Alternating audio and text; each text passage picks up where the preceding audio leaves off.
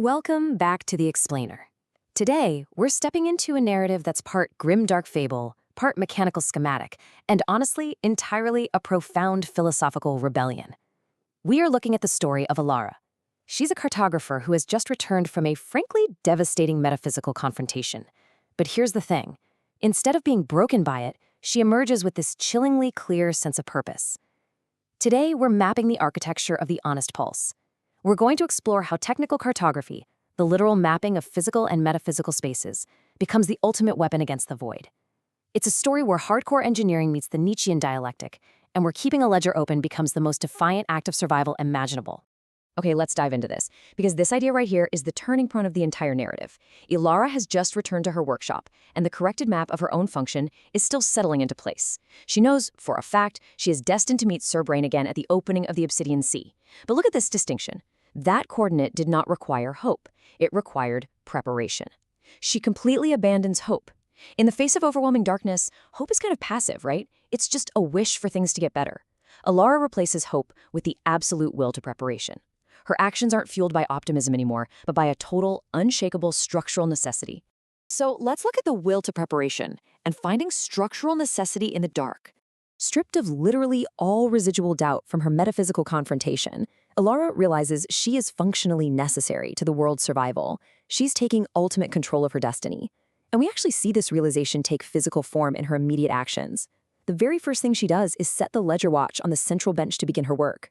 It's an act of deliberate, almost ritualistic care. This moment marks the birth of action from the death of hope. She isn't crying over what was lost or panicking about the encroaching darkness. She's just organizing her tools and getting down to the gritty, grounded, and deeply powerful work of mapping. Next up, the calibration of the detector, or basically, engineering against the void. And this brilliantly illustrates her exact sequence.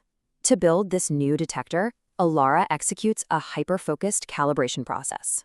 First, she draws microcoils from the same stock the clockwork owl once used, tempering them against the magnetic electric sense of her bracelet. Second, she nests them inside a compact brass casing. Third, she calibrates the whole thing using the honest pulse as a reference, cross-referencing with the residual notes from Sir Brain's journal.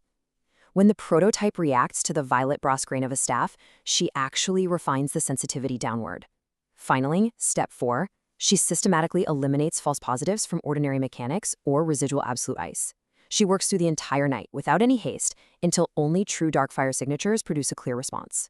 The resulting device, which sits cool and precise in her palm, is just a masterpiece. It's tuned to register the distinctive tension of Darkfire without being consumed by it. And what's absolutely crucial to understand here is that this new brass instrument isn't a weapon. It is an extension of her cartography. It allows her to read the environment safely, literally turning the terrifying, consuming nature of Darkfire into just another measurable data point on a map.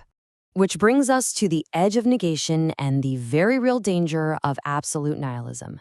Now, what's really interesting about this is that the edge of negation she's mapping isn't just a physical drop-off or a dangerous location. It represents the philosophical erasure of meaning itself. It is the void trying to literally unwrite existence. And the sheer density of the data she is processing to map it is staggering.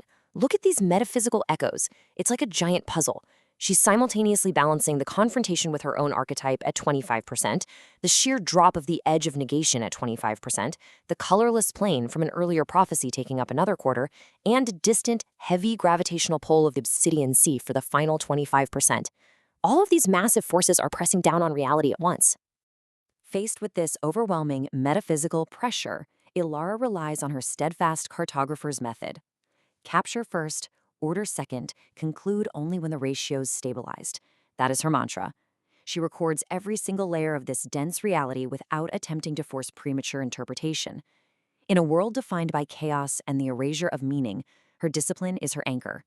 She lets the data speak before she tries to write the story, ensuring her map is flawlessly honest. Let's look at the philology of hidden gradients. This is how you read a metaphysical text.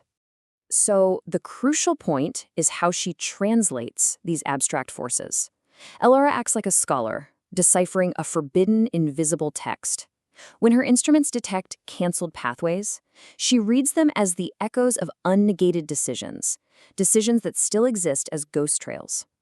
Pressure gradients translate to non-physical tactile traces. That's the literal weight of metaphysical forces pushing against her. And the residual heat? That is the lingering energy of actions that actually defied the absolute void. She isn't just measuring distance here. She is mapping the invisible history of resistance. And she's not doing this alone, by the way. As the hours pass and the workshop fills with the quiet sounds of adjustment and meticulous notation, the clockwork owl, who just returned from a survey of Big Ben, perches nearby. It synchronizes its memory coils to the new detector's output. Together, they are building a parallel archive. They're linking the physical reality of Geneva, the synchronized hidden garden, and the underlying metaphysical pressures into one cohesive ledger. But let's zoom out to the threats beyond the workshop. The siege of the macrocosm. Let's move to and see how this builds, because the contrast is wild. Pulling the camera back, we see this stark graphic novel-style split. On side A, the workshop, a sanctuary of quiet adjustment, stabilized ratios, and meticulous notation. It's just Alara and the owl working in tandem. But on side B, the iron skyline, you have the shadow moving somewhere in the city, an absolute zero fortress waiting beneath the lake, and the denser conjugation walking the outer forest. There is a deeply grim irony in meticulously calibrating a brass dial, while an apocalypse waits just outside your window, but that single spark of order is her ultimate defiance against a crushing tide of annihilation. Finally, preparing the eternal return and the absolute refusal to let the page close. This brings us to a philosophical climax, the eternal return. Ilara absolutely refuses to let the page close. The map she's building, the ledgers she's maintaining, it's all built on the certainty that the story is not over.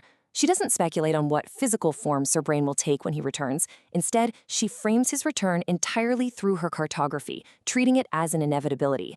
It's just a future data point. She knows the great evening is approaching, and for that returning will to have a place to land, there must be a coherent, functioning external record ready to receive and recognize it. Every single measurement she takes increases the probability of that survival. Which brings us to the true meaning of the soft error. It is no longer just a glitch in the system. Alara has essentially weaponized it. The soft error is now defined as a systematic mapping protocol. It is the philosophical and mechanical refusal to let the ledger's page close against the void. In Nietzschean terms, this is Alara's amor fati, her total embrace of her fate.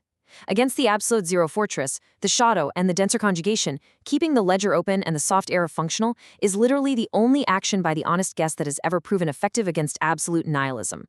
As the iron skyline begins to lighten outside her window, Alara secures her instruments and allows herself a single moment of stillness. She is prepared.